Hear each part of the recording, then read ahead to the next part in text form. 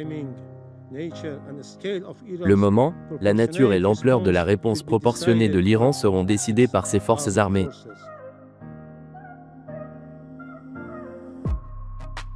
L'Iran avait promis de riposter à la frappe américaine de samedi contre ses installations nucléaires.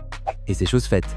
Selon les premières informations, tous les missiles iraniens dirigés contre l'immense base américaine au Qatar ont été interceptés sans qu'il y ait eu de victimes ni de dégâts américains. Les médias américains rapportent cependant que des responsables iraniens ont déclaré que cette salve ne marquait pas la fin de la riposte de leur pays. Lors de son discours à la nation samedi soir, le président Donald Trump a averti qu'une riposte massive serait apportée à toute attaque iranienne contre les intérêts américains.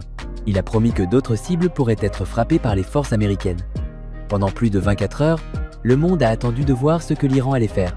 Une fois l'Iran intervenu, l'attention s'est reportée sur le président américain qui, quelques heures plus tard, a pris la parole. L'Iran a officiellement répondu à notre destruction de ses installations nucléaires par une réponse très faible, à laquelle nous nous attendions et à laquelle nous avons très efficacement répondu, a déclaré Trump sur son site de médias sociaux. Il a déclaré que l'Iran avait éliminé cette menace et a ajouté que l'Iran peut être désormais progressé vers la paix et l'harmonie dans la région. Si les dégâts sont effectivement limités et qu'aucune nouvelle attaque iranienne n'est prévue, Trump semble enclin à retenir ses tirs, espérant que les Iraniens seront disposés à négocier sérieusement. L'attaque de Trump contre l'Iran ce week-end était une manœuvre à haut risque, mais un scénario où elle s'avéra payante se dessine. Une dynamique similaire s'est reproduite en janvier 2020, lorsque Trump a ordonné l'assassinat ciblé du chef des gardiens de la révolution iranien, Qassem Soleimani, à Bagdad. L'Iran a lancé des missiles sur des bases militaires en Irak, blessant plus de 100 soldats américains, mais les États-Unis ont choisi de ne pas s'engager dans une escalade. Le sang-froid a finalement prévalu.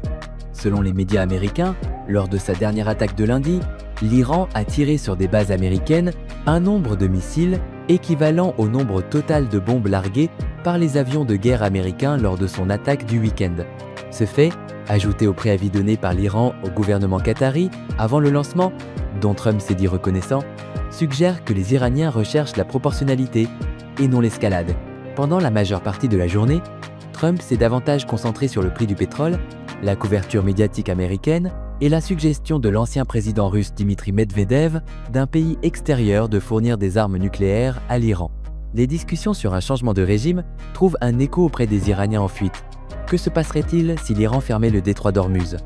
Lundi soir, à son retour des réunions du Z au Canada, Trump avait déclaré aux journalistes présents à bord que l'armée américaine était préparée à une menace iranienne. « Nous avons des gens formidables qui savent se protéger », a-t-il déclaré. « Nos troupes sont prêtes.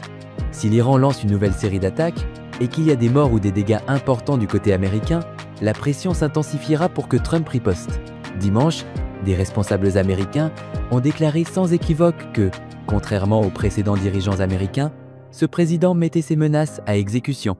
Cependant, cela risquerait de déclencher exactement le type de guerre prolongée que même certains partisans de Trump craignaient si les États-Unis s'engageaient dans cette lutte. Pour l'instant, cependant, l'Iran offre une porte de sortie à ce conflit. Et Trump